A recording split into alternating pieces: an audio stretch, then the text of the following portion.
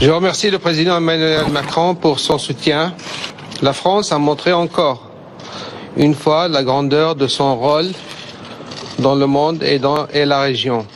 La France a volé au secours du Premier ministre démissionnaire du Liban, dont la démission aurait été dictée par l'Arabie Saoudite, qui en fait cherche par là à défier l'Iran. J'ai rien compris.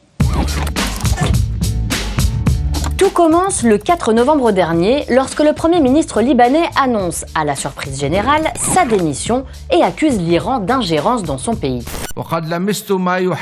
Je sens que ma vie est en danger. Je pointe clairement du doigt l'Iran, qui propage sa volonté de détruire partout où il s'immisce. Ce qui est suspect, c'est que Saad Hariri ne fait pas cette annonce depuis le pays qu'il dirige, le Liban, mais depuis l'Arabie Saoudite.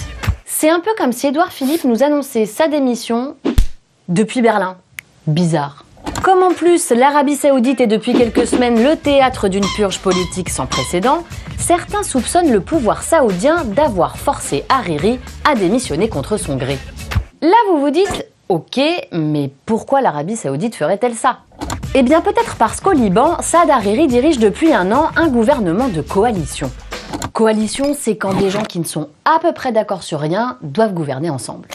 Dans ce gouvernement libanais, donc, il y a des chrétiens et des musulmans, sunnites et chiites, y compris des membres du Hezbollah. Ok. Et le Hezbollah, c'est quoi? Une organisation politico-militaire chiite. Et elle est financée par qui? Par l'Iran. Et l'Iran, c'est l'ennemi juré de qui? De l'Arabie Saoudite.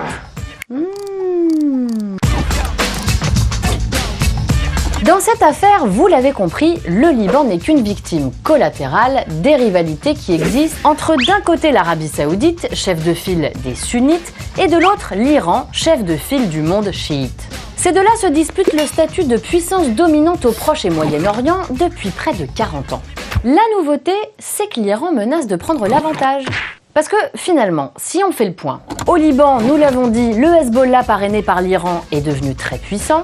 Au Yémen, l'Arabie Saoudite s'enlise dans une guerre d'usure. En Irak, l'Iran est désormais incontournable depuis que l'intervention américaine de 2003 a débouché sur l'émergence d'une majorité chiite à la tête du pays.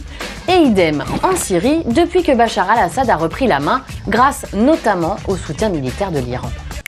Ça ne plaît pas du tout au nouveau prince héritier d'Arabie Saoudite qui du coup est bien décidé à stopper net la montée en puissance de Téhéran et c'est certainement pas son allié Donald Trump qui va l'en dissuader. D'abord parce que la France et le Liban sont des pays amis de très longue date, héritage de l'époque où notre pays administrait le Liban avant l'indépendance de 1943. Ensuite, parce que dans cette crise, Emmanuel Macron pense pouvoir jouer un rôle de médiateur grâce à un atout. Au Moyen-Orient, la France parle à tout le monde. Les Saoudiens sont nos alliés, mais l'Iran nous écoute un peu plus attentivement depuis qu'il sait que, contrairement à Trump, la France est pour la sauvegarde de l'accord sur le nucléaire. En fait, l'idée de Macron, c'est de négocier un compromis.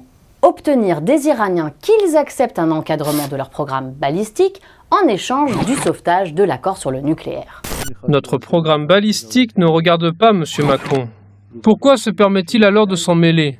Je sais pas vous, mais moi j'ai comme l'impression que c'est pas tout à fait gagné.